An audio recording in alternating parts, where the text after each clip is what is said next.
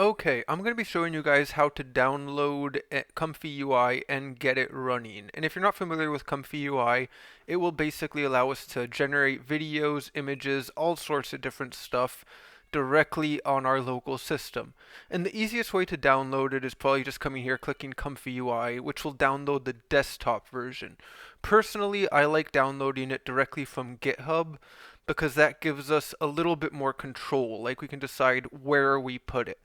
And in this case, I am going to put it in a USB that I have attached to my Mac because ComfyUI will take a lot of space, not specifically ComfyUI, but the models that we're downloading for ComfyUI. And personally, I just like having them all in a USB. So I changed directory into the folder I want to put it, AI kit, which is our USB, and I'm going to do git clone and then https github.com,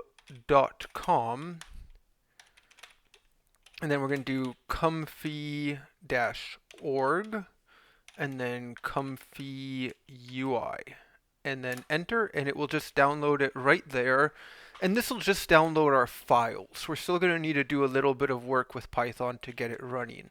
So let me ls change directory into ComfyUI that I see got added in here.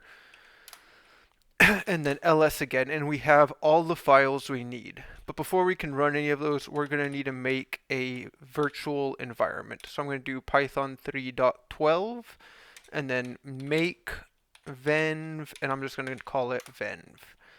And then we have that there now. We can see our venv got added. So I'm going to change that to be our source. So source venv bin activate. And then now we are in our venv, but we still can't run it because we need to download the requirements file. So we're going to do pip install -r requirements and then enter, and it'll take a couple seconds to download all of that, but it will be pretty quick. If you notice here, you can start seeing the folder structure of ComfyUI, and the one you're probably going to be in the most is models, which if I open it up in GitHub, you can see it's all empty. Like if I go into checkpoints, put checkpoints here, empty, and then all of these different models will be used for different things as you are working with ComfyUI. So now we have ComfyUI is not it was already downloaded, but the requirements are downloaded. So I can just Python, and remember in a virtual environment we always just use Python, and then main. I'm sorry, I have to do one more letter. Main.py. And that will launch ComfyUI. And this is on a Mac. It's going to be pretty much the same regardless of what you're running on. This startup might look a little bit different. For instance, right here it says device MPS, which is the Mac system for running AI. If you're running on Windows or Linux, you should see CUDA. You're going to want to see CUDA there. But especially on this first setup, it always takes a few seconds. But shortly it will show us exactly this, which is where it's being hosted. So I'm going to open the link, and we are in ComfyUI, and it's telling me I'm missing a model. And normally, just to get this default workflow running, I would download it, but I did not want to waste time with that, so I downloaded it already. So I can just move it. And now if you notice, if you download, it's going to go in your downloads folder. It's not going to go where you need it, which is your models folder. So you just open up ComfyUI wherever you downloaded it. And I don't really like how this is set up, and this is more of a Mac specific thing. I would clean up by kind, which makes it a little easier to read. And then open models, and then you're going to want to go to checkpoints. And checkpoints is where you're going to want to put this specific one, which is the pruned Emma only, I think. I may be mispronouncing that. You're going to want to put that in your models checkpoint. And if I try to run it, it's still not going to work because the model is, well, it is there, but it can't see the model. Or it can see the model. Okay, before ComfyUI did not see the models when you added them that way. At least I haven't had that happen on the other, I usually run it on Linux. So normally you would have to restart it. This may be a new patch actually, which is pretty nice. So then you click run and it will start. And there you go. We have generated an image directly on our small 16 GB Mac. And I actually have another file. Dream Shaper is another very good model that I downloaded from Civid AI. I highly recommend it if you are working with SD 1.5, which is a pretty nice small model. So let's see if it actually got that. Uh, Hold on. Okay, yeah. I think I'm going to need to restart it still. So I am going to now restart it so I can see the new model. So here I'm going to hit Control C and you can see it wants to reconnect. It got disconnected. And then I'm going to do this and it will take a couple seconds.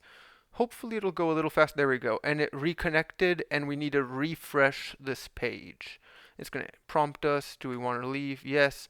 And now we see a new model has appeared. So I can just run Dream Shaper. And if I click run, I am now going to be using a new model. And again, this is on the default workflow. If you don't see this workflow when you start up, because I know the older versions of ComfyUI wouldn't directly take you to this model, you would go to templates and then you're going to do getting started and it'll be right here, image generation. That is what they have selected as the default workflow. And there we go. I personally feel like this is a much better image, but if you play around with it, you'll kind of find what you like. And basically, I do want to explain this starting workflow at least. This is where you put your prompt for your positive prompt. This is where you put your negative prompt, so basically just stuff that you don't want to see on your image. And then this is your K sampler, which you have a seed, which controls how your image is generated. So like if I select fixed and I generate an image, it will generate a new image because this is a new seed, but then it'll stay at the same seed. So it will allow me to change the prompt without changing the randomness and keep generating more similar types of images. Steps is basically how long you take generating, which will change from model to model. Sometimes you want more or less. So if I do like a red galaxy model, it will generate a rather similar image because I kept the seed fixed now. And the other options, you can increment, decrement, randomize. I usually like to go with increment just because it allows me to go back if I found an image that I liked. Then you have CFG is basically how tightly you are sticking to the prompt. So there we go. We have a red galaxy model.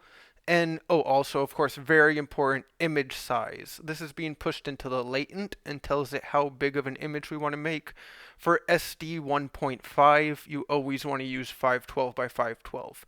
It will generate at other resolutions, but it won't be very good. So always 512 by 512 for SD 1.5. And hopefully you guys have some fun with that. I won't go too deep at all into ComfyUI, but basically that's how you get it working. And if you have any questions or, well, anything at all, please let me know in the comments. Have a great day.